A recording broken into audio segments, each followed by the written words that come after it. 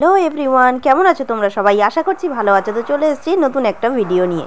ছিল 2 এপ্রিল, মানে হলো কিনা রোজার ঈদের একদম একদিন পরের দিন। তো আমি, আমার হাজব্যান্ড, মা পাপা আর রিয়াজুল মিলে কিন্তু চলে গেছিলাম ইকো পার্ক যাওয়ার উদ্দেশ্যে। বেরিয়ে পড়েছিলাম আমরা বাড়ি থেকে। তো দেখো এখানে সবাই রেডি হয়ে গেছি, গিয়ে কিন্তু বেরিয়ে গেছি যথারীতি। আমার হাজব্যান্ড কিন্তু যাচ্ছে, গাড়িটাকে হচ্ছে কিনা ও পার্ক করা ছিল এক সাইডে, তো সেটাকে নিয়েই কিন্তু তারপরে কিন্তু দেখো আমরা প্রত্যেকে আবার গাড়িতে উঠে গেলাম, গিয়ে কিন্তু আমরা চলে গেলাম ইকো পার্কে যাওয়ার উদ্দেশ্যে। তো এর আগে কখনো আমাদের যাওয়া হয়নি, একসাথে কখনো যাওয়া হয়নি।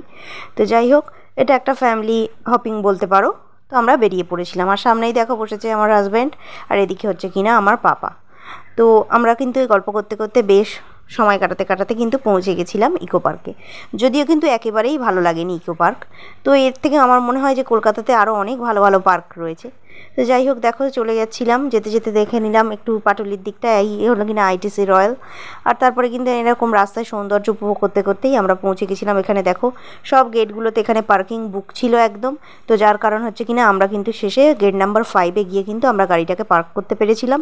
অ্যান্ড দেন তারপরে আমরা ভেতরে দেখো প্রত্যেকে ঢুকে পড়েছি। আর তারপরেই দেখো পৌঁছেই কিন্তু আমি আর মা ফার্স্টে ঢুকেই কিন্তু ফুচকা খেয়ে নিয়েছি। কিনা 20 টাকায় 4টে করে ফুচকা পাওয়া যাচ্ছিল। তো যথারীতি আমি আর মা খেয়ে নিলাম একেবারেই, যেটা কিনা ভালো ছিল না।